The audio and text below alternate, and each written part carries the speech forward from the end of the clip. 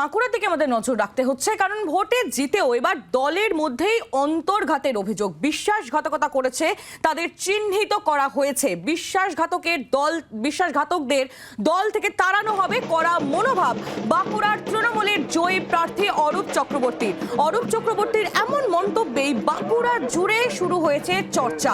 ভোটে জিতেও এবার দলের মধ্যেই অন্তর্ঘাতের অভিযোগ।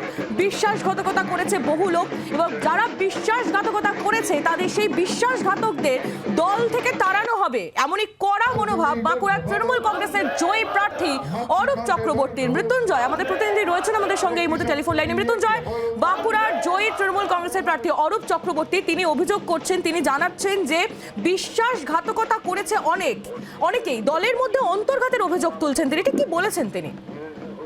একেবারেই দেখো, বাঁকুড়া লোকসভাতে তৃণমূল প্রার্থী তিনি জয়লাভ করলেও তিনি যে আশানুর ফল যিনি আশা করেছিলেন সেই অনুপাতে কিন্তু ফল বাঁকুড়া লোকসভা কেন্দ্রে কিন্তু হয়নি। এবং তিনি যেটা চেয়েছিলেন যে প্রায় লক্ষাধিক ভোটে তিনি জয়লাভ করবেন, এবং সেই ক্ষেত্রে তিনি যেটা মনে করছেন যে দলের মধ্যে যারা রয়েছেন এবং দলের বেশ কিছু মানুষজন এবং কর্মী এবং নেতা নেত্রীরা তারা তার সাথে অন্তর্ঘাত করেছে এবং বিজেপির হয়ে তারা ভোট করেছে। তাই সেই কারণের জন্য দলের যে ব্যবধান সেই ব্যবধান কিন্তু অনেকটাই কমেছে। এই যে মার্জিন হয়েছে এই মার্জিনে তার জিতার কোনো কথা নয়, তার মার্জিন কিন্তু অনেকটাই বাড়ার কথা ছিল। সেক্ষেত্রে কেন এই ধরনের ফল হলো সেই নিয়ে কিন্তু তিনি দলের মধ্যে যে অন্তর্ঘাত সেই অন্তর্ঘাতের কথা কিন্তু তুলেছেন। এবং জয়ী হওয়ার পর গতকালই তিনি জঙ্গলমহলেই তিনি সম্বর্ধনা যে সভা ছিল সেই সম্বর্ধনা সভায় তিনি যোগ দেন এবং যোগ দেওয়ার পর সেখানে তিনি বলেন যে দলে থেকে যারা দল বিরোধী কাজ করেছে এবং দলের সাথে যারা অন্তর্ঘাত করেছে তাদের চিহ্নিত করা হচ্ছে এবং ইতিমধ্যে বেশ কয়েকজনকে চিহ্নিত করা হয়েছে। এই অভিযোগের তীর সেক্ষেত্রে কিছু জানিয়েছেন অরূপ চক্রবর্তী? একেবারেই এই তীর একেবারেই হচ্ছে তৃণমূলের যে সমস্ত নেতা নেত্রীরা রয়েছে তাদের বিরুদ্ধে, এবং তারাই এই ধরনের ঘটনা ঘটিয়েছে এমনটাই কিন্তু তার অভিযোগ। এবং বিজেপি প্রার্থী সুভাষ সরকার তার সাথে আঘাত করেই এই ধরনের ঘটনা ঘটিয়েছেন এমনটাই কিন্তু তিনি অভিযোগ করছেন। এবং আর যেটা অভিযোগ, যারা এই ধরনের ঘটনা ঘটিয়েছে রাজ্য নেতৃত্বের সাথে কথা বলা হবে, কথা বলার পরে তাদেরকে দল থেকে কিন্তু বের করে দেওয়া হবে। শুধু বের করে দেওয়াই নয়, তিনি যেটা কথার মধ্যে তিনি যেটা ইঙ্গিত দিয়েছে তাদেরকে লাত মেরে দল থেকে বের করে দেওয়া হবে।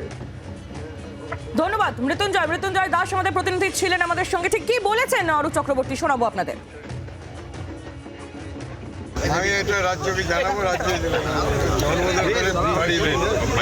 দুষ্ট করছে ভালো, যারা তৃণমূলের খাবে করবে আর তৃণমূলের বিশ্বাসঘাতকতা করবে তাদেরকে কোড়ারে বার করে দেবো।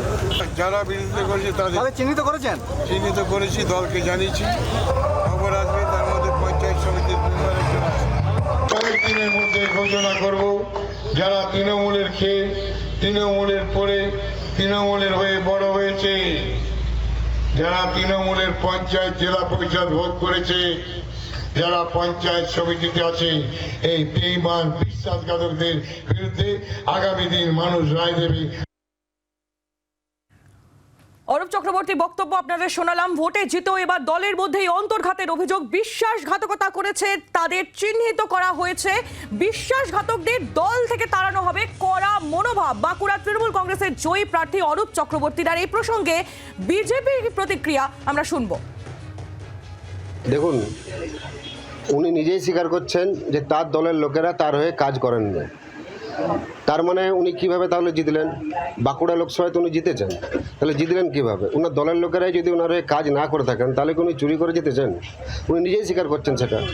আর একটা জিনিস বলবো যে যে যেমন মানুষ তার মুখ থেকে সেরকমই ভাষা বেরোবে, এটাতে অস্বাভাবিকের কিছু নেই, স্বাভাবিক ঘটনা। বাংলার আওয়াজ, বাঙালির আবেগ, জি 24 ঘন্টা।